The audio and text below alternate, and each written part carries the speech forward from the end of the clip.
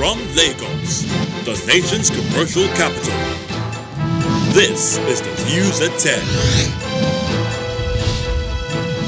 Live from Channels Television.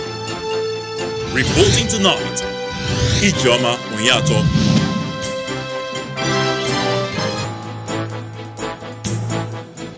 Hello and welcome. President Buhari continues security strategy dialogue, meets with Governors Forum Security Council. Borno State Governor Babagana Zulum seeks military's takeover of Lake Chad shores and Sambisa Forest. Inter-Party Advisory Council kicks against calls for postponement of Edo governorship election, insists on adherence to election schedule.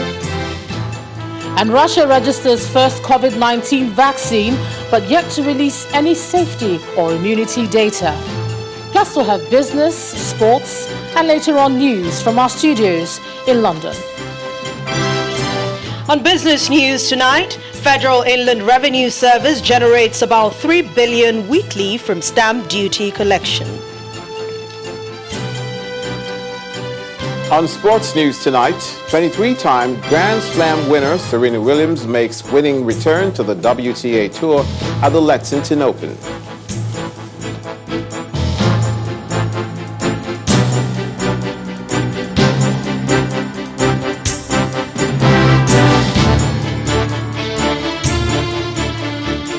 Security is still a major concern for the president, and for the second day running, he continued his strategic meeting with stakeholders in the security sector. Today, he met with members of the Nigeria Governors Forum Security Council at the Presidential Villa in Abuja. The meeting is coming on the heels of the meeting he held with Northeast governors yesterday and the one with service chiefs last week. Others in attendance include the Vice President, Professor Yemi Oshibajo, the Secretary to the Government of the Federation, the National Security Advisor, the Chief of Staff, Service Chiefs, and heads of other security agencies. Governors that joined virtually are the Chairman of the NGF Security Council and Kogi State Governor Yahya Bello, Governor Doye Diri of Bayelsa, Borno State Governor Babagana Zulum, David Umahi of Ebonyi State, and Lagos State Governor Babajide Sanwo-Olu, the Chief of Defense Staff, a representative of the Chief of Army Staff, the Chief of Naval Staff, Chief of Air Staff, the Inspector General of Police, and the Directors General of the Department of State Services, the National Intelligence Agency, were also in attendance. Meanwhile, the Borno State Governor Babagana Zulum is calling on the military to take over the shores of Lake Chad and the Sambisa Forest as part of efforts to contain the activities of insurgents in the northeast. Governor Zulum says the shores of Lake Chad have become a major route for the transportation of arms and ammunition. He was speaking during a working visit to the headquarters of the Nigerian Air Force in Abuja. His Excellency, the Executive Governor. The issue of security in the Northeast is the central focus of this meeting as the Governor of Borno State visits the Chief of Air Staff in Abuja. His Excellency. After being received by his host, the Governor makes a case for the military takeover of the shores of Lake Chad, in addition to an appeal for the federal government to address the root cause of insurgency. Our main request is for the Nigerian military to take over the shores of the Lake Chad. We have identified some key areas in the shores of the Lake Chad. Areas in Marche local government, in Kukawa local government, in Guzamala local government, in Abadama local government, Bama local government, and to some certain extent, the Sambisa region, Tikwa, Mafua, among others. The Governor of Gombe State, in an earlier visit to the Air Force Chief, offers to partner with the Nigerian Air Force in a bid to fast-track the total decimation of insurgents. The very day the request got to us, we allocated 230 hectares of land, which you may rarely find in some other states. But at least for us, even today, we are ready to receive you, to give you a place to start work and we shall be cooperating with you over time so that you'll attain this very good and noble objective in order to secure our people. Without mincing words, the Chief of Air Staff assures both governors of the Air Force's preparedness to collaborate with other security agencies in ending the menace of insurgency.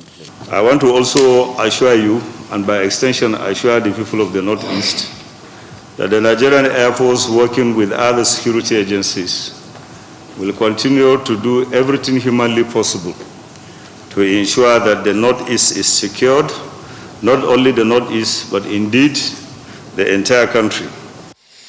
As the nation awaits the arrival of the 14 fighter jets next year, the news of the deployment of 10 out of the 14 jets to the Northeast will be a cherry one for the governors of the region.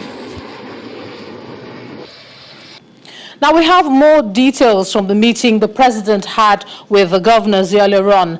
The president told the governors about the imminent shipment of military weapons and aircraft from Jordan, China and the United States, but again asked for patience on the part of the public because the new weapons and aircraft must be manned by trained fighters and pilots who must first receive appropriate training. The presidency says President Buhari and the state governors are calling for a joint strategy to bring various conflicts to an end within time limits, while field commanders would take measures to protect civilian communities as a confidence-building mechanism between the military and those communities. The meeting also agreed that poverty and youth unemployment are at the root of the nationwide security challenges and needed to be addressed with greater vigor by all tiers of government. The president used the opportunity to dispel commonly held assumptions that the terrorists in the Northeast had far more weapons and money than the government, stressing that what's left of them are mere scavengers desperate for food, raiding shops and markets, and killing innocent persons in the process. Now, while the government at all levels keeps strategizing on a solution to the security problems, the bandits terrorizing Taraba State struck again today, shooting sporadically at homes and killing one person in Koma community. The attack is coming less than 24 hours after a school proprietor was shot dead in the state. Taraba State in north-central Nigeria is known for its potential in agriculture. But lately, the state has been hugging the headlines for the spate of violence perpetrated there. One of the most notable signposts of violence there is the age-long Tiv-Jukun clash, which has turned the state into one vast killing field. As if that was not bad enough, some gunmen on Sunday ambushed and killed a school proprietor, Danlami Shamaki, in cold blood in Jalingo, the state capital. With the dust yet to settle on Shamaki's death, another tragedy struck in Kona community, a suburb of Jalingo, where another person was lost to bandits' attack with houses burnt in the process. That was in rather pieces. The governor of Taraba State, Darius Ishaku, says he's worried about these killings and insists he will continue to push for the peaceful coexistence of his people. We did our best in the past 5 years. We got reasonable peace. And most times when we were thinking it's time to party, that peace has finally come, that is the time we get another crisis unveiling. It has been an elusive journey of winning and losing. Beyond Taraba State, efforts are being intensified at the highest level of governance, as the president has within the past week convened and met with state governors, governors of the Northeast, the Security Council arm of the Nigeria Governors Forum, service chiefs, as well as the heads of other security agencies, all in a bid to solve the security conundrum. And staying with security matters, political leaders are not the only ones worried about the security situation in the northern part of the country. Some northern bishops have also condemned the killings, particularly in Kaduna State, and they're asking for a timely intervention. The leader of the bishops, John Praise Daniel, called for an overhaul of the nation's security apparatus, as well as the prosecution of the perpetrators of crime who have left many dead and property worth billions of naira destroyed. We wish to take this opportunity to proffer useful suggestions as follows. Number one, prompt arrest and prosecution of the perpetrators of the Desertly Act as well as their sponsors, whoever and wherever they may be. Fortification of security arrangements in the entire southern Kaduna communities. 3, instituting a regime of structured compensation for losses incurred by the hapless victims who are still alive or relatives of dead victims, though no amount can replace a life lost. Mobilization and engagement of the traditional and religious institutions in the entire area for effective consensus building among the various social, cultural, and economic groups. Effective sanitization of the people on their responsibilities towards one another and the government, as well as the need for harmonious relationships in the communities. Revisiting the age-long simmering socio-economic and political feuds among the various groups in order to arrive at an equitable, acceptable, and enduring solution. We'll have more on the recent moves by the government to tackle the security situation in the country, and we'll take the views of a risk and security intelligence expert, Kabiru Adamu, a bit later on in the bulletin when we do that. For now, let's move from security to legal matters. The trial of a former Attorney General of the Federation, Mohammed Adoke, for fraud allegations has been stalled at the Federal High Court in Abuja. And that's owing to the failure of the prosecutor to serve the defendants with the proof of evidence and statement of witness. Mr. Adoke, an Abuja-based businessman Aliyu Abubakar, are facing trial before Justice Inyangekwo on fresh 14 counts of money laundering. At the last sitting on August the 4th, the defendants pleaded not guilty when the charges were leveled against them. Trial has been adjourned to Thursday, August the 13th. Mr. Adoke is one of those facing prosecution by the Economic and Financial Crimes Commission in connection with the Malabu oil scandal. Now, the Department of State Services has a piece of advice for those who are desirous of political appointments, warning them to beware of fraudsters who harvest information with the sole aim of defrauding their victims. The DSS gave this warning today while parading the head of a 4-man fraud syndicate, one Muhammad Momo, who was caught while trying to obtain the sum of $50,000 from a victim he promised to assist to secure appointment as a special advisor to the president. The DSS appeals to Nigerians to always report the activities of fraudsters to security agencies in order to stem the tide of name-dropping, impersonation, and obtaining by tricks. In part 2, after the break, we'll open up discussions on the new strategy to tackle insecurity in the country, and we'll be joined by a security and intelligence specialist, Kabiru Adamu. Plus, the United States donates 200 ventilators to Nigeria to aid the fight against COVID-19. That's in a moment. Please join us again.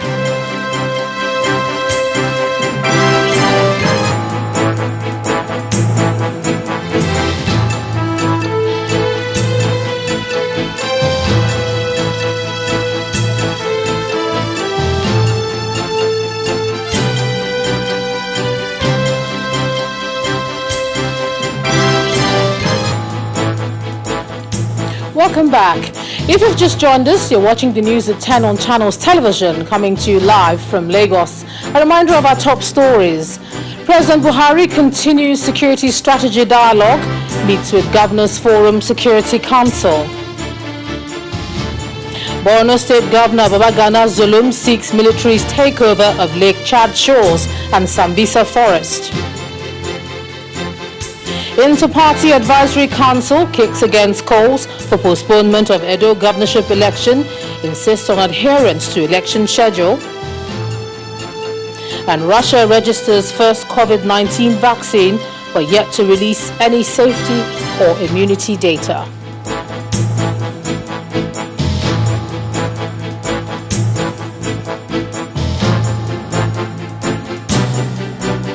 Our website, channelstv.com, has more information on our top stories and others. Do subscribe and watch Channels Television's live stream on YouTube and other social media platforms using your mobile device browser, or download the Channels TV app for Android and iOS devices from their respective stores.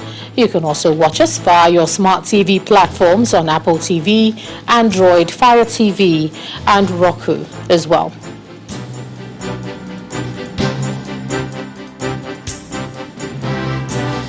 "32 alleged internet fraudsters, popularly called Yahoo Boys, have been arrested by the Ibadan Zonal Office of the Economic and Financial Crimes Commission. The EFCC explained in a statement that the suspects were apprehended during a raid on their hideout in Ogbomosho, Oyo State, following intelligence gathered on their criminal activities. 3 of the suspects are said to be serving members of the National Youth Service Corps, and 19 others are undergraduates of various universities in the country. The EFCC says 12 exotic cars, several phones, laptops, and some incriminating documents were recovered from the suspects, who were made to undergo screening in line with the COVID-19 prevention protocol. Now let's continue with our lead story on the moves by the president to end the security crisis in the country. Earlier, I spoke with a risk and security intelligence specialist, Mr. Kabiru Adamu, who discussed the president's recent meetings with various stakeholders on the security situation with me. I asked him if the challenge is becoming overwhelming. You remember his promise when he came to power is to deliver 3 things. One of them is security. And so I think the meeting is an attempt to meet that aspiration that Nigerians, he has promised Nigerians. Unfortunately, however, despite the meetings, we're still seeing the various security challenges affecting the country. Yes, well, you know, it's a different sort of challenge that they have in the northeast than we can see in the northwest, with insurgency in the northeast and then kidnapping and banditry in the northwest. What sort of efforts do you think will be required? Some have said it's not a silver bullet thing and it's not one size fits all. What sort of strategic efforts do you want to see at this time? In summary, I would say 2 major things. Firstly, coordination within the security architecture. There are 27 organizations that are involved in security in Nigeria, ministries, departments, and agencies. So I would like to see better coordination among these 27. I think the overemphasis on the military component, especially the service chiefs that we're always talking about, should be reduced. All the other 23, as it were, or 24, should also play their role. Border protection, as an example, is not a military function. It is clear the role of the immigration and the customs to enhance border protection. Weapons proliferation is a function of the porous borders. So if border protection is enhanced, weapons proliferation will be reduced, and the military and the other security agencies will be able to do their work. So coordination of the 27 agencies, improved coordination. And then the second thing is monitoring and evaluation. I would want to see metrics introduced into our security architecture so that we're able to measure the performance of this organization. And to that extent, I think both the executive arm of government as well as the legislative arm of government need to work together to introduce these metrics. I would go further to suggest that the National Institute for Policy and Strategic Studies be engaged to come up with a measurement, performance evaluation mechanism that can be adopted by this security organization much more easily than they are currently doing. And then, of course, lastly, I would also talk about the requirements of all the security organizations. Sometimes equipment deficit, the welfare, and so many issues affecting their performances that needs to be looked into. Budgets, sums are provided for. But from what I know, those budget sums are rarely ever given. Sometimes just 40% of what is stated in the budget is eventually released to these organizations, unfortunately. Okay, for some who are looking from the outside in, some people have said that perhaps this is time to involve the international community and ask for more help if we seem not to be able to get it right, particularly when we look at what's happening in the Northwest. Do you think that's worth exploring at this point? I would say that the international community is involved. The biggest countries, in the world, U.S. is involved in Nigeria. They are supporting us with training and other strategic forms of cooperation. There is an intelligence liaison arrangement existing between Nigeria and the U.S., and I know that a lot of intelligence sharing goes on between the two countries, so they are involved. For the British or the UK government, there is a British military technical assistance that has been in Nigeria for a very long time. There are also training components that are being provided by this country, so they are involved. However, nobody can do it for you better than yourself. And so those recommendations I mentioned earlier, on those 3 recommendations, we need to put them into practice, especially the issue of measurement, performance measurement. Currently, there is no metrics for measuring performance within the security architecture in Nigeria. All right, thank you so much, Security Intelligence Specialist, Mr. Kabiru Adamu. Thanks for sharing those thoughts with us on the News at 10 tonight. Thank you for having me, and stay safe. And now to matters relating to the Edo governorship election. A federal high court in Abuja has ordered substituted service of a suit seeking the disqualification of the All Progressives Congress governorship candidate in the September the 19th poll, Mr. Osage Izeyamu, and his running mate, Mr. Audu Ganiu. Justice Taiwo, who granted the plaintiff's application for substituted service in his ruling, ordered that the defendants be served with the suit by pasting the court documents and the hearing notice for the next sitting at the residences in Benin City, the Edo State capital. The plaintiffs, who are also APC members, Mr. Momo Abdurazak and Zibiri Muhirizu, asked the court to disqualify their party's candidates on the ground that Mr. Ganiu gave false information to INEC to aid his qualification for the governorship election. The plaintiffs in the suit filed on July the 10th, 2020, through their lawyer, Friday Nwosu, also allege irregularities in Mr. Ganiu's name and academic credentials. Other defendants in the suit are the APC and the Independent National Electoral Commission.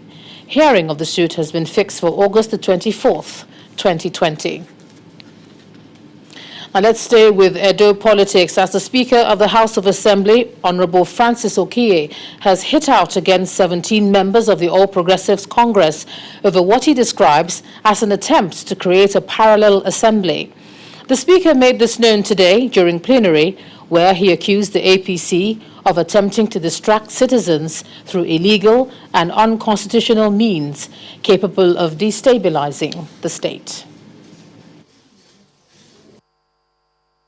These affected former members-elect therefore approach the Federal High Court sitting in Abuja in suit number FAB/AB/SC/1582/2019, and the parties are Right Honorable Victor Sabo Edoro and 30 others versus Honorable Francis Okiye and others, challenging the resolution of the Edo State House of Assembly of the 4th December 2019, declaring their seat vacant and urging INEC not to conduct election into those seats. The suit is still pending in the Federal High Court for Abuja. It was therefore shocking when the aforesaid former members, acting like a scene in a Nollywood movie, confined in a private residence on the 6th of August 2020 and purportedly inaugurated themselves as members of the Edo State House of Assembly. It was even more shocking to find out that 3 members of this House of Assembly joined them. I have since found out that the aforementioned non-members of the House were acting in concert with some notable members of the APC, both in Edo State and in Abuja. Meanwhile, some traditional rulers in Isako West local government area of Edo State are promising the PDP candidates, Mr. Godwin Obaseki, their support in the September the 19th governorship election. The royal fathers gave their blessings when the campaign train of the PDP visited the area as part of efforts to secure victory at the polls. At one of the palaces visited, the head of the clan said Mr. Obaseki has kept to his campaign promises and as such is worthy of another 4 years in office. The PDP campaign train is on the move again. The convoy enters Esako West local government area through Agbede Anwain Road. At the traditional institution of Anwain clan, the clan head, Irama Mufutaru Owari, is confident that Governor Obaseki will get maximum votes because he has delivered his campaign promise to the people. I'm coming home for election. I've ordered my people, they are coming home for election. 19th of September, inshallah, is just to be delivered to you. Inshallah.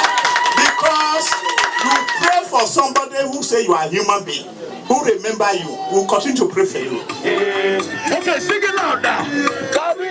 At the first rally ground, the dance steps tell the story. The PDP crew are in high spirits following the endorsement.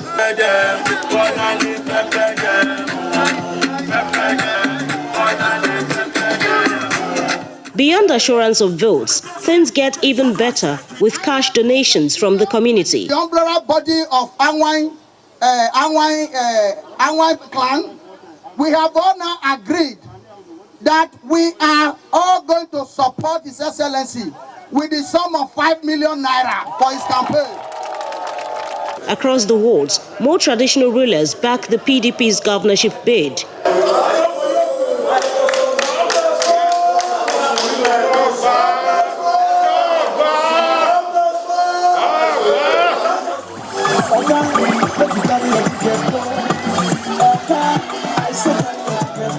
As the countdown to the election date continues, Governor Obaseki turns to voter education. He calls for more participation in the polls. Last time, all of you came out, but I only got 50% of the registered voters, or the voters with PVC. I won all the units, but only half of you came out. This time, instead of the 1,300 of you that came out to vote, there are about 3,200 PVCs that have been collected. I want everybody in Jagbe who has collected PVC to come out and vote. The PDP campaign team also made out time to inspect ongoing projects in the area. And for the governorship candidates of the APC in the Edo governorship election, the people of Esan Land in Edo Central Senatorial District do not have to look elsewhere to have their development aspirations met. Pastor Osage Yamu is promising that the people's yearnings for development are realizable in his simple agenda manifesto if he's given a chance to lead the state. The APC candidate said this while addressing supporters in Irua during his campaign tour of Esan Central, Esan West and Owan West local government areas of the state. Honor to whom it's due. The APC team, with this in mind, began the day's activities at the Palace of the Onoje of Irua in Esan Central local government.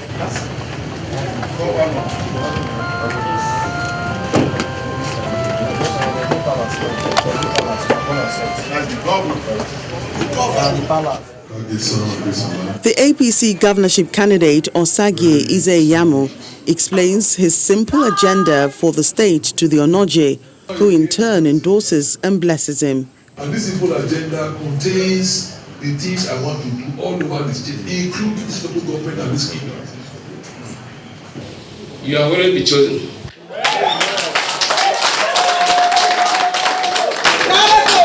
Not quite long, I saw you when the president was handing over the factory from a city.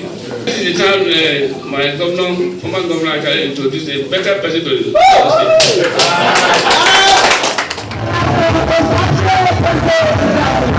Armed with the monarch's benediction, it's straight to the business of the day, the rally proper.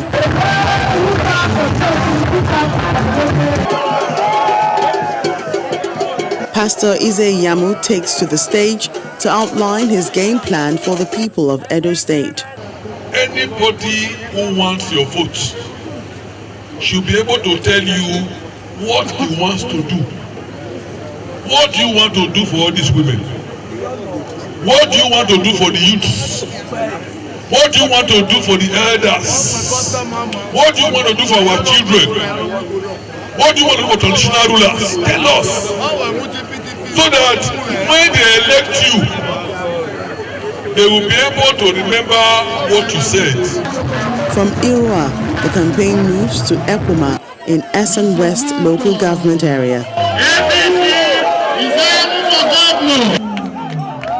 The rallies for the day finally come to an end in Owan West local government area of the state, where the party leaders from the area reiterate the resolve of the people to queue behind the Edo APC governorship candidate in his election bid. We are going to vote for you. We have a perfect check for you. You will be governor in Edo State with superb voting. The APC campaign train continues moving across the state with the hope of reaching as many people as possible.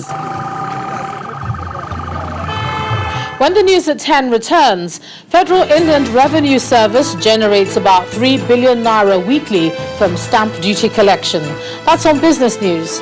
Do join us again.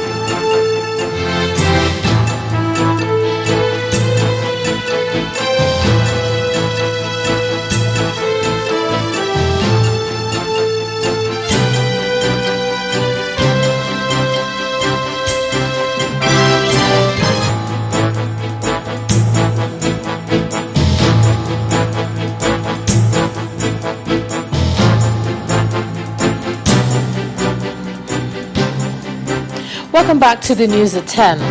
The Inter-Party Advisory Council is kicking against calls for the postponement of the Edo and Ondo state governorship elections following the Court of Appeal judgment reinstating some political parties deregistered by INEC. The national chairman of IPAC, Mr. Leonard Nzemwa, says the election schedule and timelines must be adhered to in order not to waste taxpayers' resources and time. The council urges the Independent National Electoral Commission not to be distracted by the actions of some politicians that it says are bent on causing crisis in Edo and Ondo states. The Inter-Party Advisory Council is aware of the clamor for the September 19 and October 2020 Edo and Ondo state governorship elections respectively be postponed. The Council insists that the election must hold as scheduled pursuant to the provisions of Section 178, subsection 1 and subsection 2 of the Constitution of the Federal Republic of Nigeria, 1999 as amended, and Section 25, subsection 7 and subsection 8, Section 99, subsection 1, Section 31, subsection 1, and Section 32, subsection 1, Section 34, Section 35, Section 46, and many others in that manner. As we are aware, all elections in the country as organized by INEC has a clear schedule with timeline that has been sanctioned and legitimized by the relevant provisions of the Electoral Act 2010 as amended. And calling for the postponement of the polls is winding the clock backward, in addition to a waste of taxpayers' money and other negative impact on the polity. The Council disassociates itself with the call by our colleagues to stampede the Commission to hurriedly release the deregistered political parties.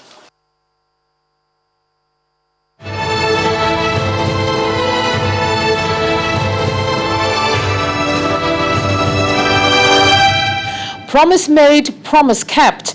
That perhaps describes the delivery of 200 ventilators to Nigeria today by the United States government. It was in fulfillment of the president's promise as part of the U.S. contributions to the fight against COVID-19 in the country. The U.S. Ambassador, Marybeth Leonard, handed over the consignment to the Minister of Health at the Abuja Premier Medical Warehouse. Congratulations. Let's put our hands together. call it a promise kept, and you may not be wrong. The presentation of these 200 ventilators to the Nigerian government is a redemption of the promise made by the American President Donald Trump in April this year to assist Nigeria's response to COVID-19 with modern ventilators. Thank you very much. The U.S. ambassador to Nigeria describes the gesture as an indication of a robust diplomatic relationship which both countries have sustained for over 50 years.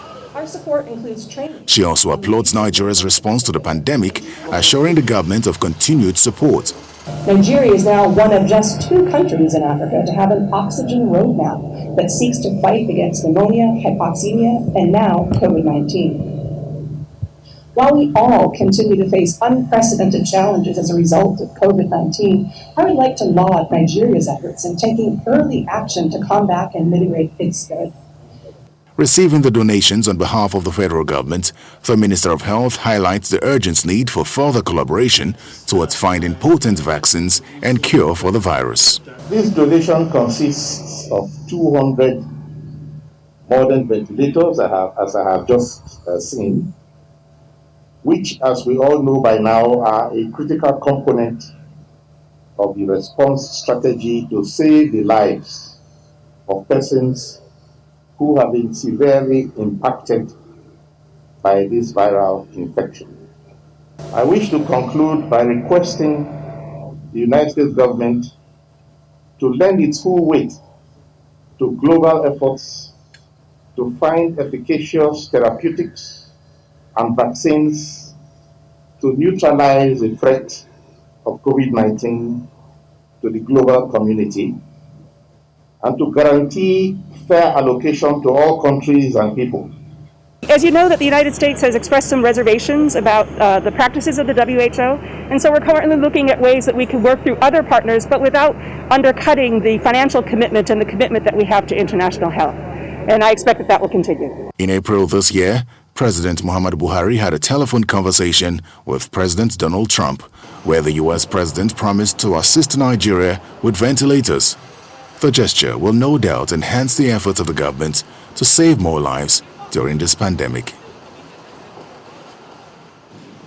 Meanwhile, the National Examination Council says the senior school certificate examination and other exams to be conducted by the council will hold this year, but under strict adherence to the COVID-19 protocols. NECO Registrar Professor Godswill Obioma stated this in Minna, the Niger State capital, where he unveiled the new timetables and guideline manuals for SSCE exams, the Basic Education Certificate Examination, and the National Common Entrance Examination for students seeking admission into Unity colleges. He says so far, only 169,144 candidates have registered for the NECO SSCE, while 104,341 candidates have registered for the basic exams. We move on now, and a total of 313 more Nigerians are expected to arrive in the nation's capital, Abuja, from India tonight. In an update on the evacuation of Nigerians stranded abroad, the Ministry of Foreign Affairs announced that the citizens are returning via an Air Peace flight from the Asian country. Meanwhile, the federal government has approved the 9th and last evacuation flight for stranded Nigerians in the USA. This was announced by the Consulate General of Nigeria in New York, which explained that the flight will depart New Jersey on August the 20th to arrive in Abuja on August the 21st before proceeding to Lagos on the same day. According to the consulate, all prospective evacuees are expected to present evidence of their negative COVID-19 test results before being allowed to check in.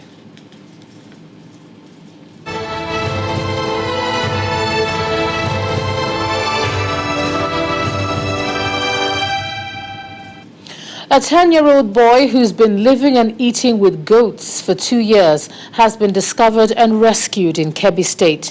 The boy, identified as Jibrin Aliyu, was rescued by the National Human Rights Commission after neighbors tipped them off.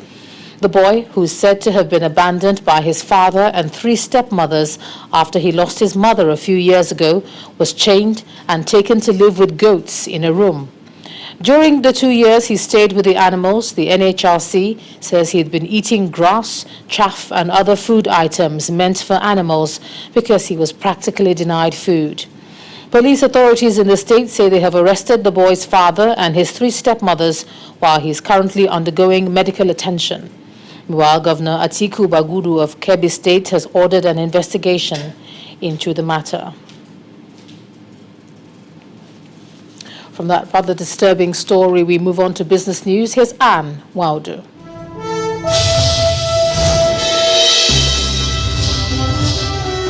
Thank you, Ijoma. Welcome to Business News. We begin with the Federal Inland Revenue Service saying that it has currently generated 3 billion naira, and it does that on a weekly basis from the collection of stamp duty across the country. According to a statement released today, the chairman of the FIRS, Mr. Mohammed Nami, says the tax agency was able to generate revenue from a single stream of stamp duty charges from deposit money banks after it deployed new technology to track and capture such revenue into the Federation account. Mr. Nami further explains that the balance in the stamp duty account with the Central Bank of Nigeria have grown from 30 billion naira last year to 58 billion naira currently due to the deployment of Application Programming Interface Technology Solution by the FIRS.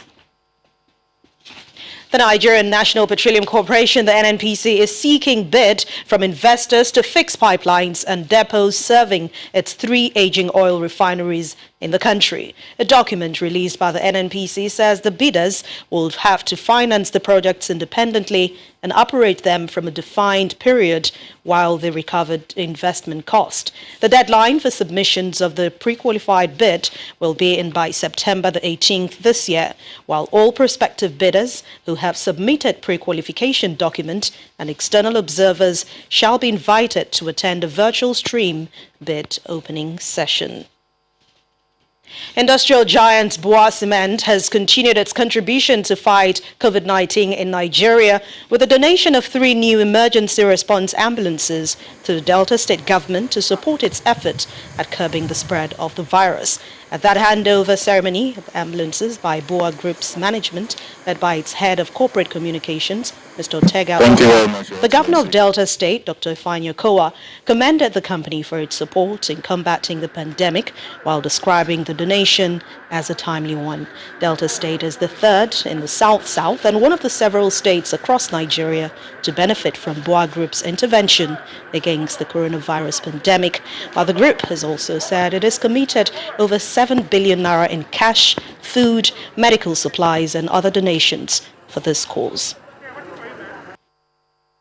I'm very much aware that the chairman of the Bua Group has done quite a lot. He's been part of the group, the private sector group leading Kakovid, and they've done a lot in terms of providing palliative for people, in terms of providing equipment, in terms of providing other logistics.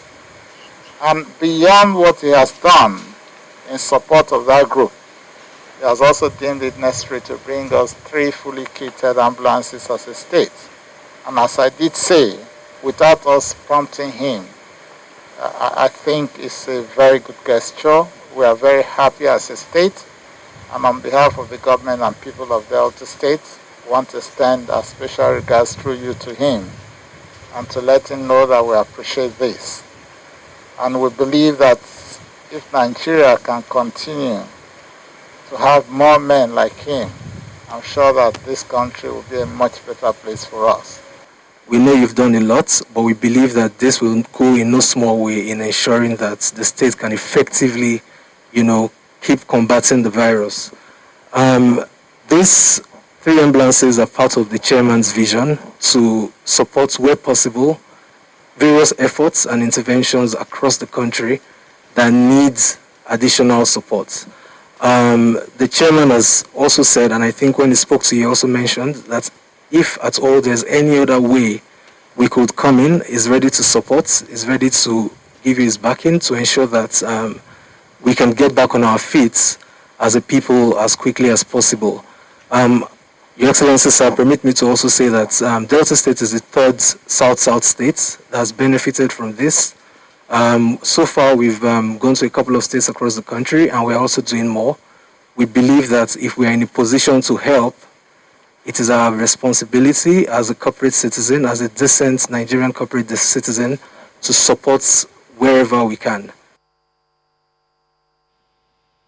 And the color is red today at the Nigeria stock market. It ended today's trading session even deeper in negative territory, extending the loss already recorded yesterday by a wider margin. Let's hear more from Layo Adegoke.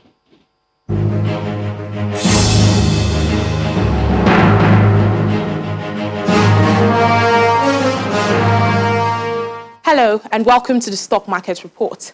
The gains recorded on the NSE last week is eroding gradually as the market extends its previous loss by a wider 0.58% margin at the close of today's trading session.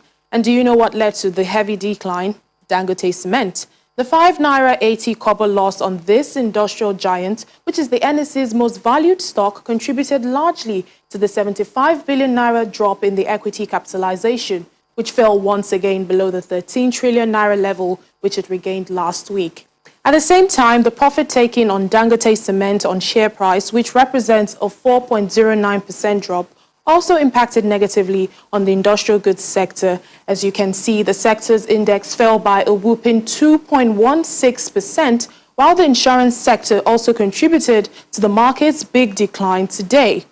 No doubt, investors' sentiments have been dented by the loss from the cement giant, as well as 15 other equities, which overshadowed the gains from 17 gainers, which were led by Cadbury.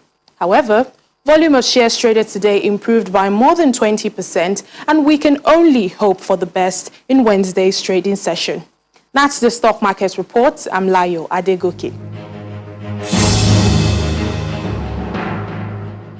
Thank you, Layo. Well, it's the same picture for U.S. stock market, but let's find out how other global markets closed at the end of business. Stay with us.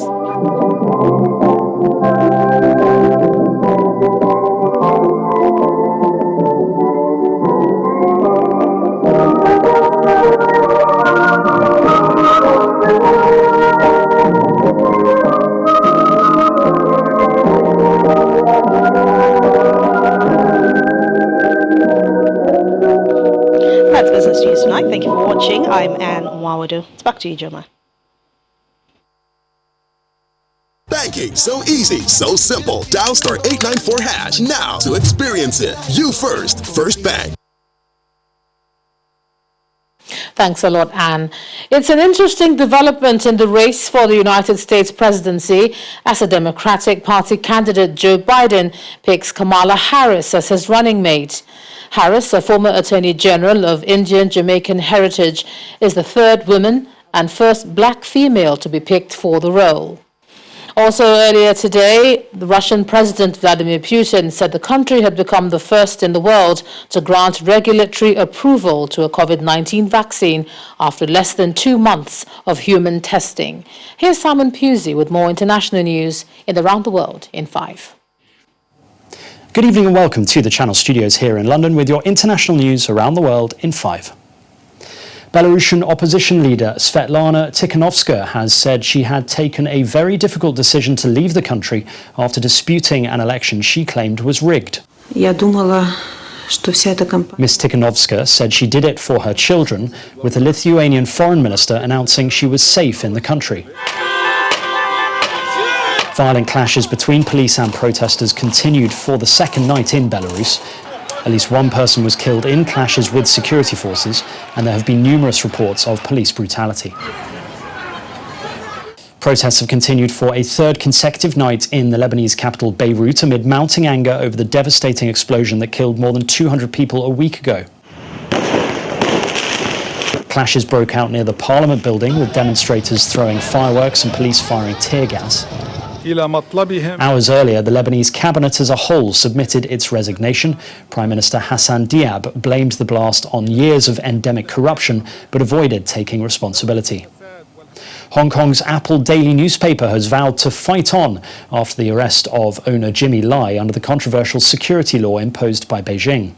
In extraordinary scenes streamed by the paper on Monday, Mr. Lai was led handcuffed through his newsroom as nearly 200 police officers raided the building. The pro-democracy activist was among 10 people arrested on charges including colluding with foreign forces. Mr. Lai is the highest profile detainee under use of the new legislation so far. The Russian President Vladimir Putin has announced a locally developed vaccine for COVID-19 has been given regulatory approval after less than 2 months of testing on humans. Mr. Putin said the vaccine had passed all the required checks, adding that his own daughter had already been given it. Officials have said they have plans to start a mass vaccination in October. However, experts have raised concerns, suggesting researchers might have cut corners to achieve those results. US President Donald Trump has been escorted out of a news conference after Secret Service agents shot and wounded a man who claimed to be armed outside the White House. Records hopefully soon. Excuse me? A Secret Service agent walked on stage as Mr. Trump was speaking and led him away. The incident happened 1 block from the compound when an officer shot a suspect who had run aggressively towards him. The president returned minutes later to say the situation was under control. People on the island of Mauritius are taking part in a major campaign to clean up the oil spill that threatens to cause an ecological catastrophe, including cutting off their own hair to soak up the oil. Mauritians made floating booms of human hair and leaves in a round-the-clock scramble to mop up oil leaking from the grounded Japanese ship MV Wakashio. Mauritius has declared a state of emergency as at least 1,000 tons of oil is estimated to have leaked, with 500 tons salvaged and some 2,500 tons remaining inside the carrier. Bolivia's government has called in the military after violence broke out involving protesters who are angry about elections being delayed. The government announced it had ordered police and military to protect key installations and the transport of medical oxygen from the clashes between pro-government and opposition supporters, demanding a quick election. Tensions remain high in the country as Bolivia heads for a key presidential election on October the 18th, delayed from the original date of September the 6th due to coronavirus concerns. Singapore has started crushing ivory tusks worth an estimated $13 million in what authorities say is the biggest such event worldwide in recent years. The event was streamed online due to COVID-19 restrictions. This signals Singapore's intentions to fight against illegal wildlife trade. The crushing may take several days and fragments will subsequently be incinerated. People have lined up to vote in Egypt as polls opened for a 2-day election to choose members of a newly created second chamber of parliament. The Council of Senators will be an advisory body without legislative powers. It will include 200 publicly elected members and 100 appointed by the president. The poll results are expected to be announced on August the 19th. And finally, 2 former captive beluga whales, Little Grey and Little White, have been released into the world's first open water sea sanctuary for beluga whales in Iceland. The whales were transported individually a short distance from the indoor facility to the sanctuary. After their arrival from an aquarium in China last year, the beluga whales were trained in an indoor pool to adapt to their new life and will spend time in a bayside care pool before being released into the wider bay. And that's your international news around the world in 5. Now back to the Channel studios in Lagos. Thanks a lot, Simon. To some political stories briefly now. The Independent National Electoral Commission has fixed 12 pending national and state houses of assembly by-elections for Saturday, October the 31st. The scheduled polls include Bayelsa Central Senatorial District, Bayelsa West Senatorial District, Ngazai State Constituency, Borno State, Bayo Constituency, also in Borno, Cross River North Senatorial District, and Obudu State Constituency in Cross River State. Quickly, a few others are Imo North Senatorial District, Lagos East Senatorial District, Koshofe 2 Constituency, Lagos State, Plateau South Senatorial District, and Ibaji Constituency in Kogi State. Let's take a look at some sports news now, and here's Olumide Makoni. In football, Shakhtar Donetsk have become the 3rd team to qualify for the Europa League semi-finals after trashing Swiss side Basel by 4-1. Junior Moraes, Tyson, Alan Patrick and Dodo were on target for the Ukrainian champions, who will now face Inter Milan for a place in the final. That's it on Sports News. Ijoma, back to you. Thanks a lot, Olumide. And briefly before we go, the All Progressives Congress has appointed the Lagos State Governor Babajide Sanwo-Olu as the chairman of the 104-member National Campaign Council for the Ondo governorship election. And that's according to a statement by the Deputy National Publicity Secretary of the party, Yekini Nabina. And the main news again. President Muhammadu Buhari continued his security strategy dialogue today as he again met with the Nigerian Governors Forum Security Council in the nation's capital, Abuja, where they discussed new ways to tackle the menace. That's the news at 10 tonight. Thanks so much for staying with us. I'm Ijoma Onyato. Do stay safe. And goodbye.